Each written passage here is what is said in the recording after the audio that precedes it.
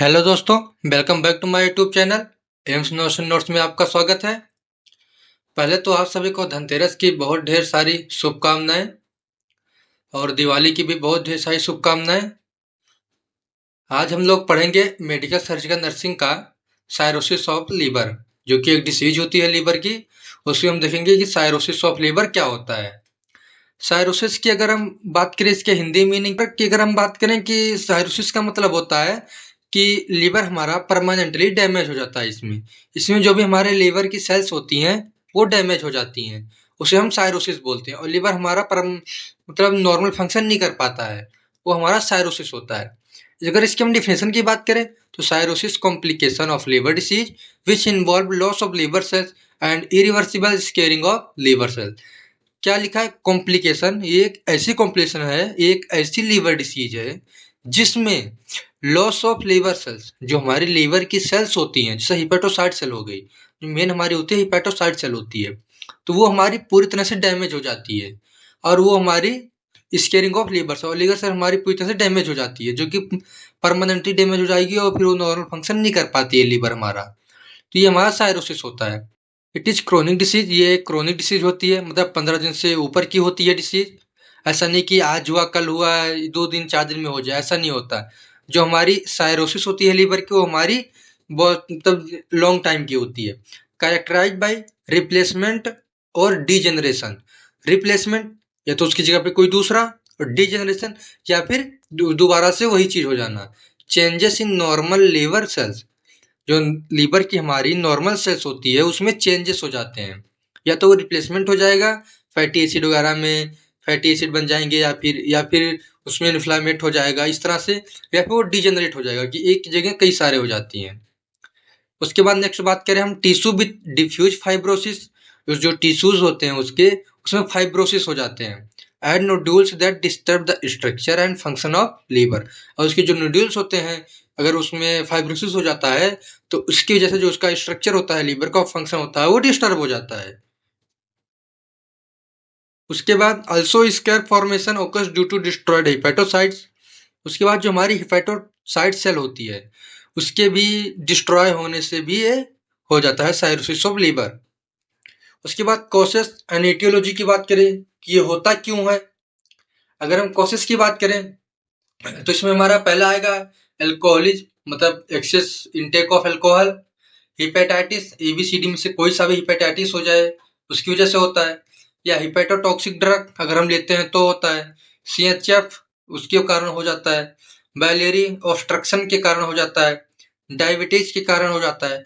Glycogen storage disease immunological causes की वजह से हो जाता है। उसके बाद ये हमारी साइरोसिस ऑफ द लीवर है। ये हमारा नॉर्मल लीवर होता है जो कि हेल्दी होता है, और ये हमारे लीवर विद साइरोसिस में फाइब्रोइड्स वगैरह हो जाते हैं, इन्फ्लामेट वगैरह हो जाता है लीवर, ये हमारा साइरोसिस होता है। इस तरह से ये हमारी सेल्स होती है, ये हमारे सेंट्रल वेन होती है, ये हमारे लोब्यूल्स होते हैं, और ये हमारे पोर्टल ट्रायड होते हैं। ट्रायड मतलब 4। ये हमारा फाइब्रस सेप्टा होता है, यहाँ पे फैटी एसिड जम जाता है। इसमें हमारे फैटी एसिड हो जाते हैं जो नॉर्मल सेल्स होती है। ये हमारा नेक्रोसिस होता है, पार्ट होता है।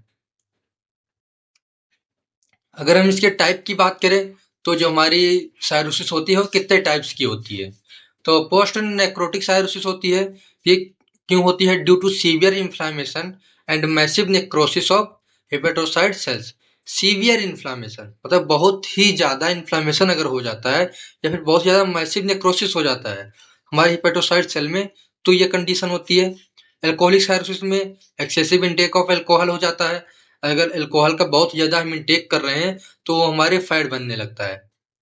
वे हमने देखा था ना, यहाँ पे ये फैटी सेल्स हो जाते हैं।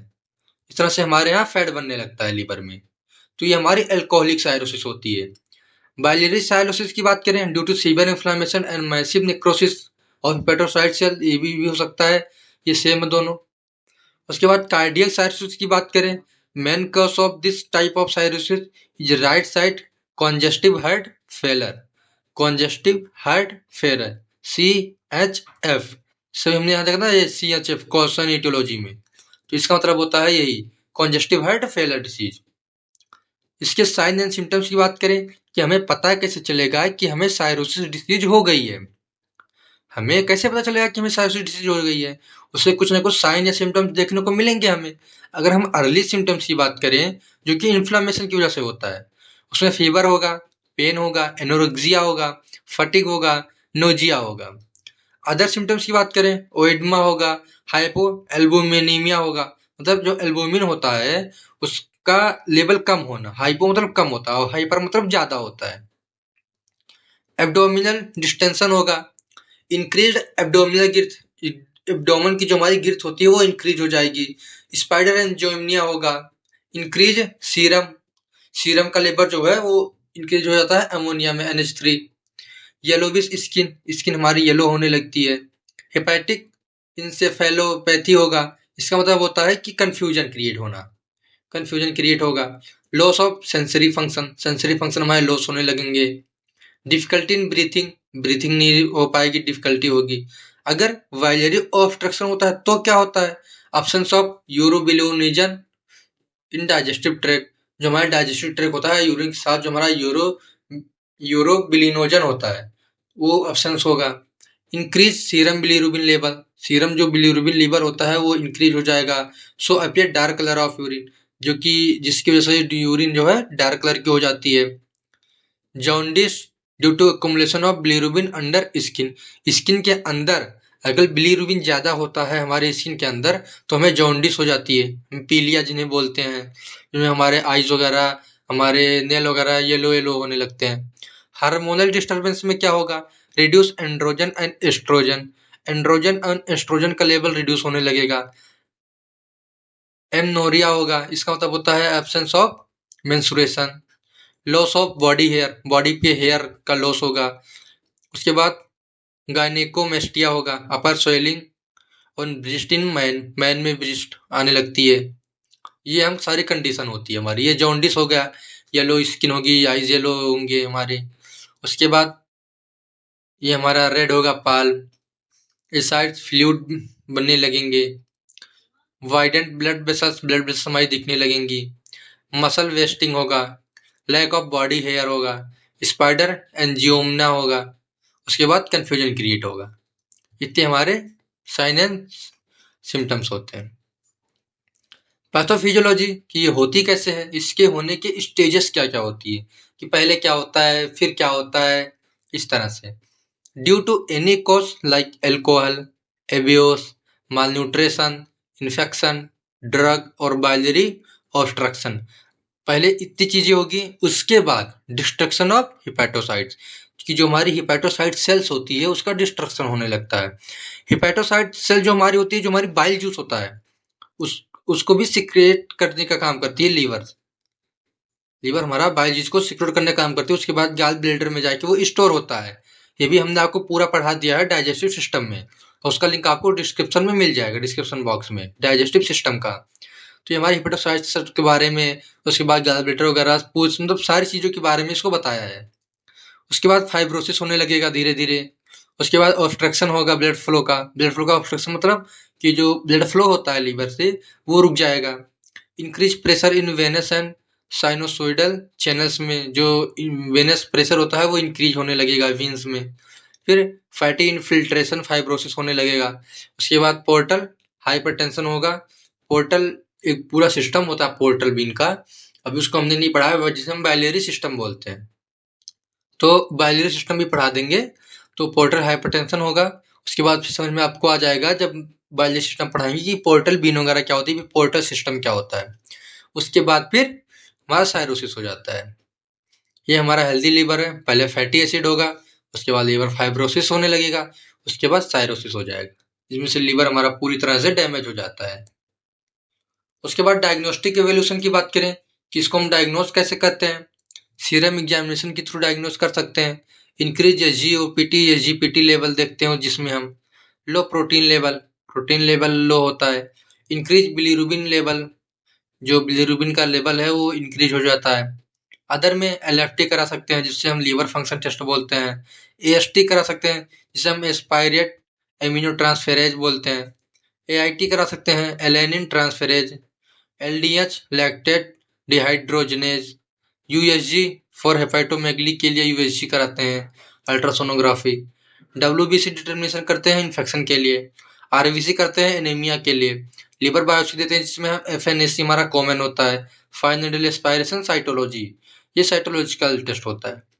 एब्डोमिनल पैरासिंथेसिस करवाते हैं, इसमें क्या डिटरमाइन करते हैं, फॉर डिटरमाइन पस सेल्स को देखते हैं, बैक्टीरियल इन्फेक्शंस को देखते हैं, protein component in accumulated fluid उसको देखते हैं। उसके बाद कॉम्प्लिकेशन की बात करें कि कॉम्प्लिकेशन क्या क्या हो सकती है, कोगुलेशन हो जाएगा, एसाइड्स फ्लूइड का इकट्ठा होना, पेरिटोनाइटिस हो जाएगा, पोर्टल हाइपरटेंशन हो जाएगा। मेडिकल मैनेजमेंट, मेडिकल में क्या क्या करवा सकते हैं हम, medical management based on the presenting symptoms, कि उसको प्रेजेंट टाइम में सिम्टम्स क्या क्या हो रहे हैं, उसको डायरिया हो रहा, या फिर उसको डाइजेशन नहीं हो पा रहा, या फिर उसको पेन हो रहा, वोमिटिंग हो रही है, या फिर उसको एसिड बन रही है, तो उसको हो क्या रहा प्रेजेंट टाइम में सिम्टम, उस तरह से उसको हम मेडिकल मैनेजमेंट करते हैं। इसमें एंटी एसिड देंगे, anti emetic drug, vitamin and nutritional supplement, balance diet. उसके बाद पोटेशियम स्पेरिंग डायूरेटिक ड्रग भी देते हैं, जिसमें स्पायरोनो लैक्टोन होता है। अवॉइड ऑफ अल्कोहल को अवॉइड करते हैं। उसके बाद डाइटरी मैनेजमेंट की बात करें कि डाइट में हम क्या क्या दे सकते हैं, provide high caloric diet and low liquid diet. Liquid जो डाइट होगा उसको हम कम करेंगे, और जो हमारा कैलोरिक डाइट होता है उसको हाई रखते हैं। इन हिपेटिक कोमा में give low protein and low sodium diet. अगर उसको हिपेटिक कोमा होता है तो उसको हम जो प्रोटीन का है उसमें उसको लो कर देंगे, और जो हमारा सोडियम का रहेगा उसको भी लो कर देंगे। उसके बाद प्रोवाइड एल्बुमिन कंटेनिंग फूड, जिसमें एल्बुमिन होगा उसको प्रोवाइड करेंगे। हमने देखा ना हाइपो एल्बुमिया हो जाता है, तो हाइपो मतलब कम हो जाता है, तो उसमें हम एल्बुमिन बढ़ा देते हैं। उसके बाद विटामिन ए डी ई के देंगे, include with diet to protein के साथ इंक्लूड करके हम विटामिन ए डी ई के भी प्रोवाइड करवाएंगे। उसके बाद ये जो विटामिन ए डी ई के है, इसके बारे में भी, पूरे विटामिन के बारे में भी आपको मिल जाएगी लेक्चर हमारे चैनल पे, एम्स नोट्स पे अपलोड है पूरे विटामिन के बारे में। जितने भी हमारे फैट सोल्यूबल विटामिन होते हैं, जितने भी हमारे वाटर सोल्यूबल विटामिन होते हैं, सारे विटामिन के बारे में आपको मिल जाएगा चैनल पे, और उसका लिंक भी आपको डिस्क्रिप्शन बॉक्स में मिल जाएगा। उसके बाद सर्जिकल मैनेजमेंट की बात करें तो पोर्टा केवाल संट, पोर्टल केवाल एनास्टोमोसिस करवाते हैं। एनास्टोमोसिस का मतलब होता है कि दो रास्ते, एक वेंस होती है ना, एक उसका अल्टरनेट बना देते हैं, वो हमारा एनास्टोमोसिस होता है। इसको हम आप पढ़ेंगे कार्डियोवास्कुलर सिस्टम में, जब पढ़ेंगे तब उसको पढ़ लेंगे एनास्टोमोसिस को।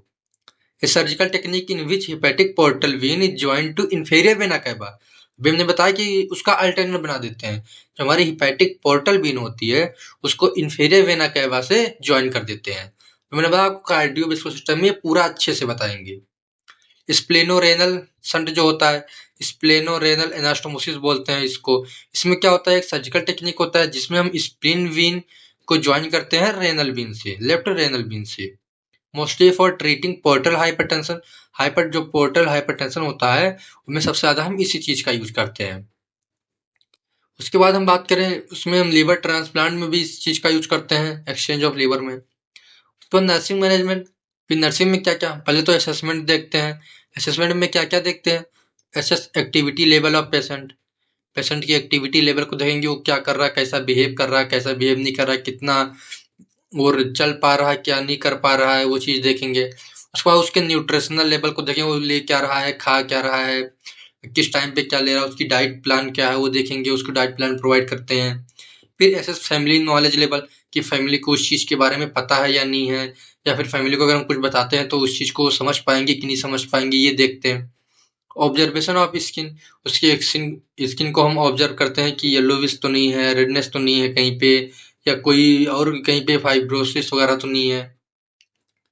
उसके बाद मॉनिटर कॉम्प्लिकेशन, जो मॉनिटर करेंगे उसके वाइटल साइन को हम मॉनिटर करते हैं इसमें। उसके बाद नर्सिंग डायग्नोसिस, नर्सिंग डायग्नोसिस की बात करें तो risk of injury related to coagulopathy, उसमें हम उसकी इंजरी को रिस्क को बताएंगे कि अगर आपको ये चीज है तो इसके रिस्क क्या हो सकते हैं, उस चीज के बारे में बताएंगे। Alternate nutrition less than body requirement related to decrease metabolism, अगर alternate nutrition less than body requirement, body requirement जितनी है उससे अगर वो कम ले रहा है न्यूट्रिशन, तो उस चीज़ को उसको हम बताएंगे। नहीं तो उसकी जो मेटाबॉलिज्म होती है बॉडी की वो डिक्रीज हो जाएगी। Activity intolerance related to fatigue and discomfort, अगर उसको कुछ डिस्कम्फर्ट हो रहा है, कुछ फैटिग जैसा लग रहा है, थकावट जैसी लग रही है, तो उसकी एक्टिविटी के बारे में उसको हम इंटॉलरेंस करेंगे, उसको बताएंगे। Altered fluid volume related to oedema, अगर ओइडमा वगैरह है उसको, तो हम उसको फ्लूइड वगैरह के बारे में बताएंगे। Impaired skin integrity related to jaundice, अगर जॉन्डिस उसको है तो उस टाइम पे हमें क्या करना है।